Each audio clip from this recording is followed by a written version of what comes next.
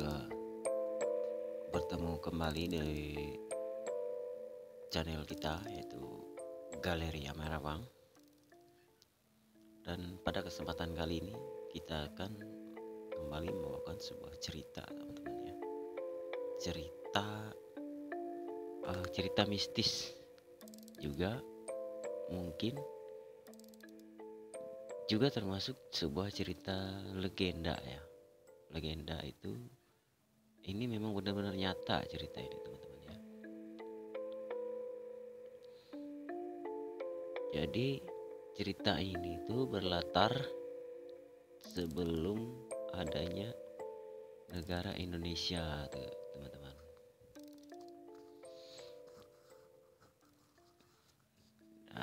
Dan cerita ini berasal dari Sungai Kapuas, tepatnya di Kalimantan Tengah, Sungai Kapuas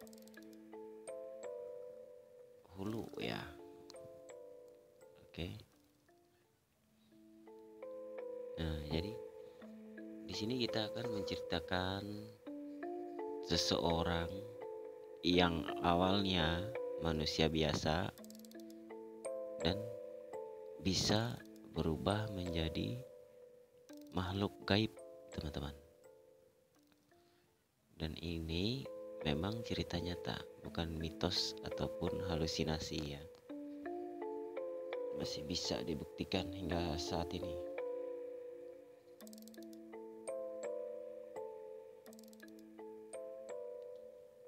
Jadi di Sungai Kapuas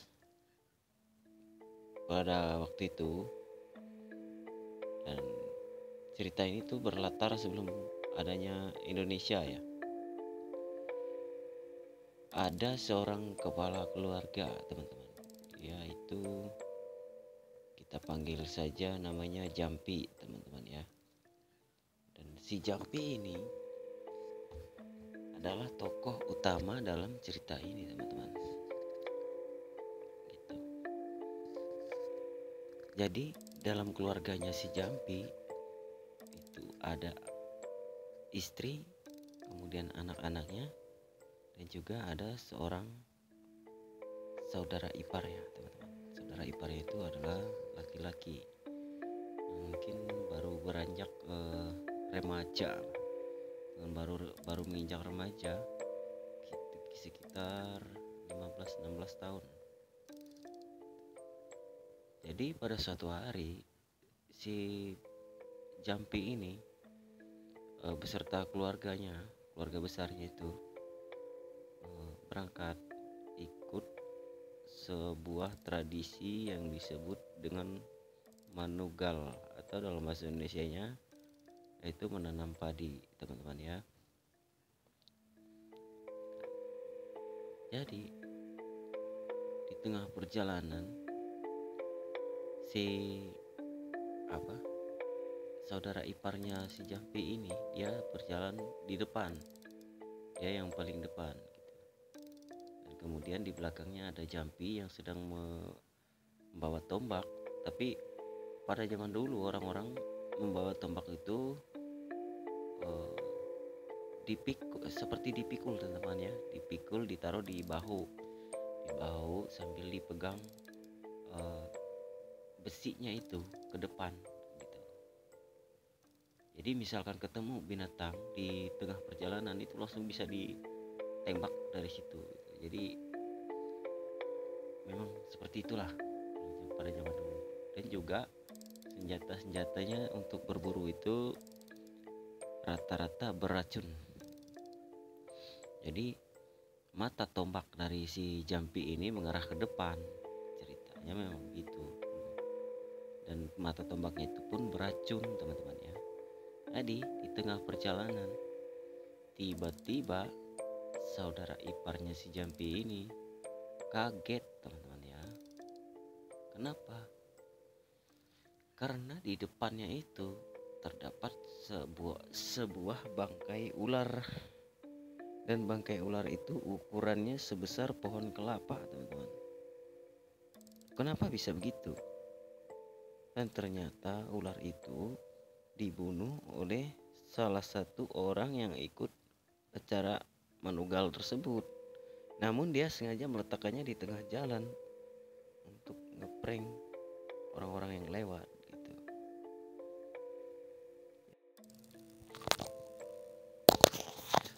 Lalu si saudara iparnya Jampi ini saking kagetnya dia lari, namun berjalan mundur teman-teman ya. Dia mundur dan gak ngelihat ada Jampi di belakangnya yang sudah dekat, dan tanpa sengaja dia menabrak mata tombak dari Jampi yang ada di belakangnya. Nah, otomatis si saudara iparnya Jampi ini pun terkena mata tombak yang beracun itu. Pada akhirnya dia pun meninggal di tempat gitu. Mendapati masalah seperti itu, si Jampi dan anak-anak dan istrinya pun juga panik ya dengan kejadian yang begitu singkat dan tiba-tiba seperti itu. Otomatis semua orang agak linglung dan juga panik, entah mau ngapain gitu kan. Jadi sampai pada suatu ketika si Jampi ini mengambil kesimpulan. Jadi dia meminta untuk anak dan istrinya agar mereka lebih dahulu pulang ke rumah dengan membawa jenazah saudara iparnya tersebut gitu. Dan sementara si Jampi dia akan lanjut ikut ke lokasi perladangan itu guna untuk menemukan orang yang menempatkan bangkai ular itu di tengah jalan gitu. Jadi niatnya si Jampi ini sebenarnya dia mau balas dendam teman-teman ya, mau balas dendam atas kematian ini saudara iparnya ini. Maka disepakatilah hal itu. Jadi istri dan anak-anaknya pulang sambil membawa ini jenazah saudara iparnya itu. Dan sementara si Jampi dia lanjut ke lokasi perladangan tempat orang-orang berkumpul untuk gotong royong manugal. Jadi sesampainya di ladang, si Jampi juga langsung bercerita ke orang-orang yang ada di situ. Namun dia nggak cerita kalau saudara iparnya meninggal gitu. Dia terlihat kayak biasa, seolah-olah nggak ada terjadi apa-apa gitu. Dan di dalam cerita itu dia berkata seperti ini, wah siapa katanya yang berani membunuh ular itu katanya. Ular itu besar sekali, kalau saya mana berani katanya. Takut sekali saya sama ular sebesar itu. Hebat sekali orang yang berani membunuh ular itu.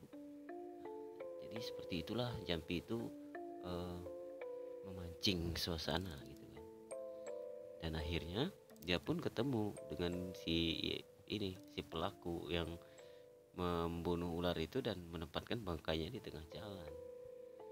Memang dia bercerita memang dia sengaja menempatkan di tengah jalan guna untuk menakut-nakuti orang-orang yang lewat. Memang dia tahu kan itu jalan satu-satunya, akses jalan satu-satunya ke ladang yang menjadi tujuan mereka gitu. Namun si Jampi ini dia juga licik teman-teman ya. Dia licik, jadi dia kayak istilahnya nantangin dia. Wah, nggak percaya, masa kamu yang bunuh? Terus kamu bunuhnya gimana caranya? Si ularnya datang dari mana? Terus kamu nebasnya kayak gimana? Lewat apa? Seperti apa gitu? Otomatis si pelaku dia juga penasaran kan. Akhirnya ya dibawalah si Jampi ini ke TKP, ke tempat bangkai ular itu gitu. Biar maksud untuk mempraktekkan kejadian sebelumnya. Padahal sebenarnya di dalam hati Jampi itulah tujuan awalnya ke ladang tersebut gitu. Jadi sesampainya di lokasi bangkai ular, si pelaku langsung mempraktekkan, ularnya datang dari sana, lalu saya begini, dan dia tidak menyadari niat Jampi sebenarnya. Sebelum dia sadar, Jampi sudah menombak tepat di punggungnya gitu, dengan tombak beracun itu. Lalu seketika si pelaku ini pun langsung tewas di tempat gitu. Dan Jampi pun langsung menyembunyikan jenazahnya di tidak jauh dari sekitaran bangkai ular, lalu kemudian pergi ke rumah, kembali ke rumah, menemui anak dan istrinya. Lalu mereka mengumpulkan jenazah saudara iparnya yang tadi. Dan setelah itu mereka pun udah bersiap-siap nih, menyiapkan segala keperluan lah, kayak bahan-bahan mereka untuk pergi, untuk kabur dari kampung itu. Jadi mereka sudah menyiapkan semuanya, dimasukkan ke dalam sebuah banama. Banama itu adalah sejenis perahu ya guys ya, perahu yang ada atapnya, tempat pokoknya itu kayak rumah lah gitu. Jadi pada akhirnya si Jampi ini dan keluarganya itu langsung kabur dari kampung itu, tapi mereka tidak mengambil rute ke arah muara, mereka mengambil rutenya ke arah hulu, teman-teman. Gitu. Jadi mereka ke hulu. Dan di tengah perjalanan sudah berbulan-bulan di perahu, melewati padang hutan dan sebagainya. Akhirnya mereka pun tiba di sebuah muara sungai, teman-teman. Tiba di sebuah muara sungai, dan di situ di depan Banama itu ditempatkan seekor ayam jantan, gunanya untuk memberi petunjuk. Kalau orang pada zaman dulu itu selalu menggunakan petunjuk dari ayam jantan, teman-teman ya. Tapi bukan ayam jantan sembarangan, harus ada ayam jantannya juga gitu. Jadi di muara sungai ini, ayam jantannya si Jampi ini tuh berkokoknya 3 kali, teman-teman. Jadi menanggapi hal itu, si Jampi pun langsung mengajak berunding seluruh anggota keluarganya, termasuk istri dan anak-anaknya. Gimana kalau kita masuk ke sungai ini aja, ya kan? Siapa tahu di sini kita bisa mulai hidup baru gitu. Dan akhirnya disetujui juga oleh anggota keluarga yang lain gitu, kayak anak-anak, istrinya dan sisa-sisanya. Dan setelah itu mereka pun mengambil rute lagi, mudik lagi ke hulu sungai, sekitar berbulan-bulan melewati rintangan, entah itu jeram atau apa di sungai itu, tetap mereka lewati hingga berbulan-bulan. Dan akhirnya si ayam jantan yang ini, yang tadinya itu berkokok lagi, dan kali ini dia berkokoknya 7 kali, teman-teman. Dan dengan itu si Jampi pun yakin, dia bilang, aku yakin di sini tempat kita bisa mulai lagi hidup baru. Gitu. Jadi akhirnya mereka di situ, bertambatlah mereka di situ gitu. Dan akhirnya bikin pondok, bikin pokoknya apapun kebutuhannya disediakan di situ gitu. Jadi setelah selesai pembuatan pondok dan sebagainya, sekiranya sudah tidak ada lagi yang perlu dibikin. Jadi si Jampi ini berniat berburu, teman-teman. Si Jampi ini berniat berburu karena memang mereka rencananya di situ akan berladang, beranak pinak dan sebagainya di situ, karena memang udah pilihannya di situ. Nah, jadi akhirnya pada suatu hari si Jampi ini pun berangkat berburu di belakang pondok mereka itu.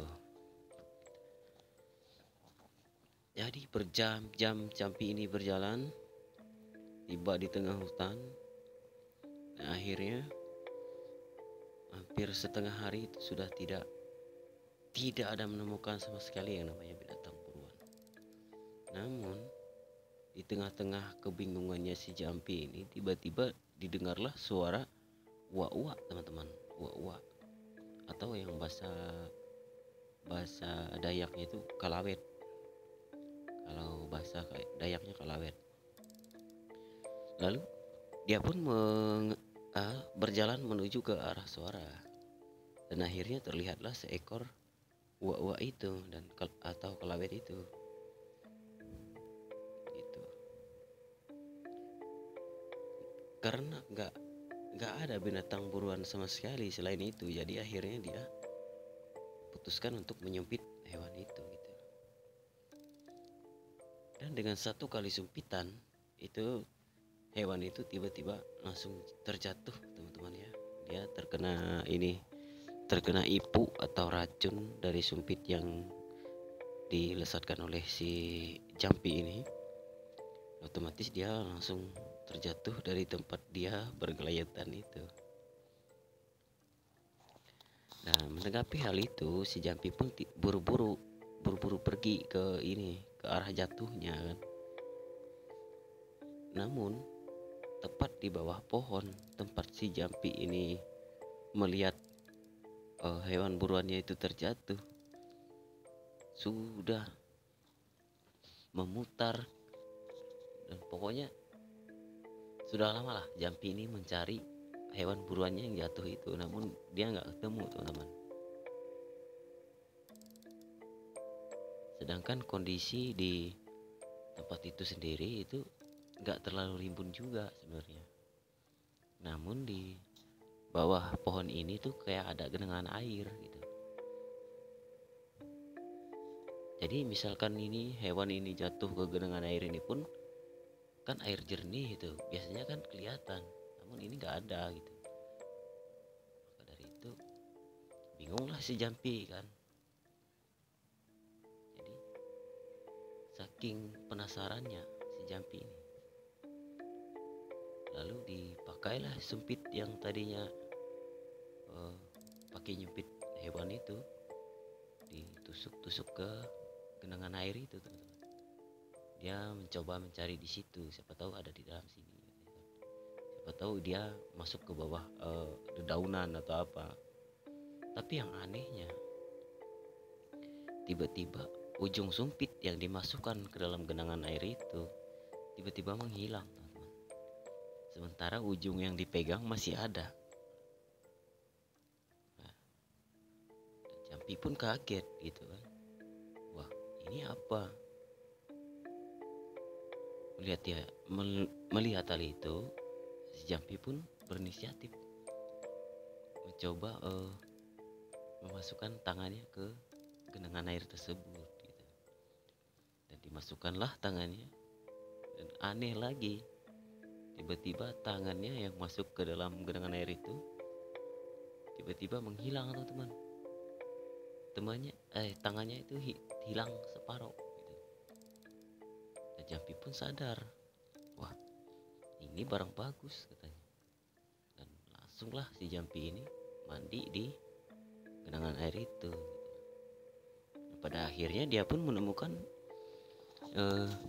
hewan buruannya itu yang jatuh tadi. Ternyata itu nyemplung ke dalam genangan air yang tak terlihat itu. Gitu ceritanya. Jadi dengan menanggapi hal itu, si Jampi pun dengan antusias memasukkan genangan air itu ke dalam sumpitnya, teman-teman, buat dibawa ke rumah untuk dimandikan ke anak dan istrinya gitu. Jadi akhirnya pulanglah Jampi dan sampailah dia di rumah mereka di pondok yang dibangun itu. Jadi pondok orang zaman dulu, teman-teman ya, kalau di Kalimantan rata-rata tinggi semua teman-teman ya. Tingginya itu lebih tinggi dari ukuran orang dewasa, di atas kepala orang dewasa gitu ukuran lantainya, tingginya itu. Jadi kebetulan waktu itu si istri Jampi sedang di teras teman-teman, teras atau yang kalau orang Dayak Kalimantan Tengah ini bilang itu karayan atau kayak apalah, kayak teras lah pokoknya, tapi teras itu nggak pakai atap gitu. Itu gunanya untuk menjemur padi, menjemur apalah gitu. Jadi di tengah-tengah kegirangannya si Jampi ini, dia melihat gitu kan istrinya lagi jemur padi di teras rumahnya mereka itu. Dan terlintas juga nih di pikirannya si Jampi buat ngerjain si istri gitu, karena memang istrinya nggak ngelihat dia gitu kan. Akhirnya dibanting lah ini hewan buruan itu ke atas teras rumah itu. Mendengar bunyi gedebuk, istri dan anak Jampi ini pun langsung kaget. Ada suara tapi nggak ada bendanya gitu. Ada getarannya. Merasa bergetar, lantainya memang bergetar dan ada suaranya tapi nggak ada bendanya gitu. Menanggapi hal itu, dalam hati mereka berpikir, wah jangan-jangan ini si Jampi udah mati. Terus ini ada petunjuk dari arwahnya ini kasih tahu gitu dalam hatinya mereka gitu kan. Nah, lalu si istrinya pun ngomong ke suara itu, ke hal kosong itulah gitu. Soalnya dia nggak ngelihat apa-apa gitu. Jadi Jampi katanya, jika memang kamu sudah mati, tolong jangan ganggu kami dan anak-anak kamu katanya. Biarkan kami tenang, tapi kamu kalau bisa jagain kami katanya kan. Mendengar hal itu, Jampi pun langsung naik. Padahal si Jampi ini masih sehat-sehat aja sebenarnya.